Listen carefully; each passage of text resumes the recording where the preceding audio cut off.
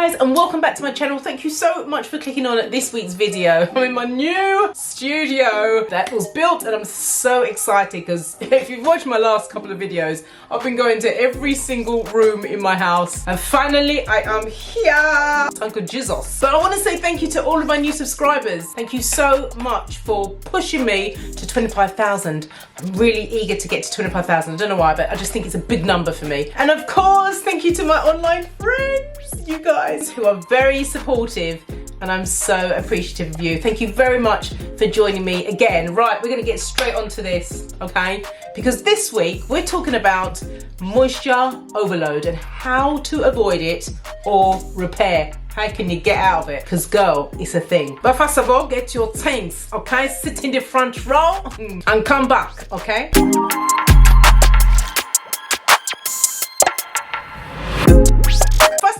I've got to say something, okay? I'm not professional. I'm not some kind of hair guru that knows everything about the science of hair. I don't know. This is information that I've collated and researched, and from experience, I have noted down for myself. So if you are not sure about these things, keep your big tight, in the comments. But if you want to share some comments to help us all, sister, you are welcome, okay? Okay, so I do have my notes here that I've been collating. I've got some things to share with you for a number of months, maybe close to a year. Noting things that I've seen about my hair, how my hair has been recovering from moisture overload, because I've been there a few times, trust me. Okay, so before I go anywhere, we never start the video before I show you my hair.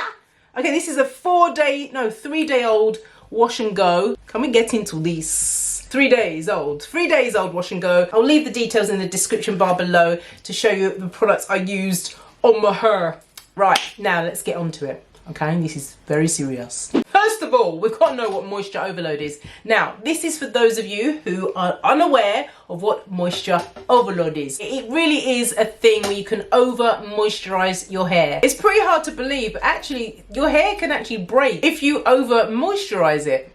It's true. Over moisturizing has a name to it. It has a term and it's called hygral fatigue. Now let us do the science part, okay? Now hygral fatigue is actually the damage done to the actual strand of hair. So for example, the swelling from the water entering the cuticle and then the contracting from the water leaving. You see, this applies the same way for our cuticle, where tiny cracks will start to appear and then it forms holes and damages the hair strand. You see, it's that particular action when you keep applying water and letting it dry and then water your hair down again and then let it dry and watering your hair down again and letting it dry. You understand, okay? Now you might be wondering if you're in this category. Let me just simplify it a bit. That particular action on your hair actually causes breakage. It's the friction of your hair becoming swelled up and then drying quickly, swelling up and drying quickly. It actually makes your hair very, very weak, forms breaks in your hair, and eventually your hair will start to break off. Now don't get it twisted. I'm not talking about, you just sprayed your hair in the morning, it's dried up, it shrunk. And then maybe in the afternoon or the evening you want to spray it down, just a light mist, it's dried up and it's shrunk. You're not going to get hygral fatigue, don't worry sister. Moisture overload is formed over an excessive prolonged amount of time. Now we have to understand one thing, that hygral fatigue isn't just about the swelling up and drying as it shrinks. This also can happen when there's an imbalance of protein and moisture in your hair. Now moisture overload is known to actually affect high porosity more often than it will any other type of porosity. So if you're still a bit confused and you're not sure if you lie in any one of these categories, let me tell you, is your hair doing this, okay? Is your hair soggy? Is it limp? Is it mushy in texture? Does it have low elasticity? No bounce back? Your hair's just, the curls are just, there's no bodoing, there's nothing, Does your hair stretch really long, like really long, Then my darling, it is very likely you have moisture overload. You have to get some protein in it. See, we get the flexibility and the elasticity from moisture. We need that. But we also get the strength and structure from protein. So we need a healthy balance between the two. Let me tell you some things of how to fix it. So the most obvious thing we can do to avoid moisture overload is too many overnight treatments will definitely give you moisture overload. Your hair's going to be limp. It will be too much moisture. Try and pick the days when your hair is out or where you really do need to wet down your hair. Now another one that I feel that I've fallen in this category quite a number of times, which I have got under control now, which is to limit the amount of days you do with the baggy method. The baggy method, I've got another video for that. I'll link it here if you really want to see what the baggy method is, or the greenhouse effect. Now these two methods could potentially give your scalp kind of fungal issues.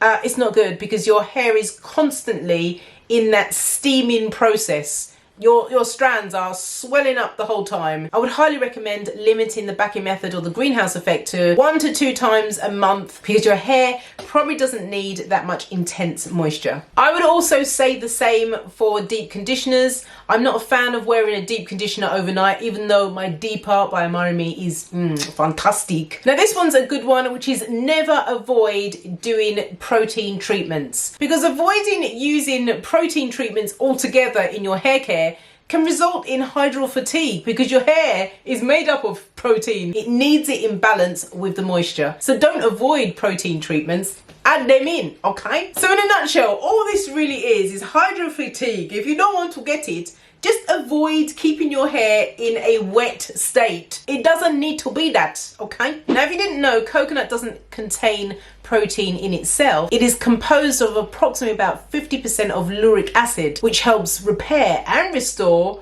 the structure and strength of your hair. Guaranteed, my hair always bounces back the next day, be it even if it's a little bit greasy. I just go in with a microfiber towel and just drench some of that excess oil off, and then I'm good to go. And I don't know how it does it, but coconut has that thing to kick the protein structure into action. Okay guys, I hope that was understandable. I hope I didn't confuse you anywhere, you know. Okay, so let me know in the comments if you have had moisture overload and what you did to restore and repair your hair, get that luster back, that bounce in your curl. We want to know, because I always say this, Charlie, we got to learn from each other, okay? And guys, for those of you who have been deciding whether you want to purchase some of my Amaré-Me products, you know, you've been watching me for a little while and you've been seeing, that leave-in conditioner, the mel's butter me up. It is actually a flash sale. It's only for 24 hours, so girl, once it's gone, it's gone. You want to try some great natural products, please go down in the details down below, because this might be your chance,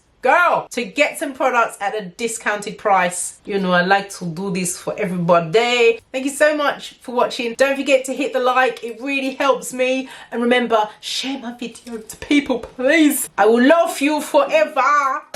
Okay, I'm going now. The stupid has arrived. So guys, I will speak to you in my next video. You take care. God bless you and stay safe.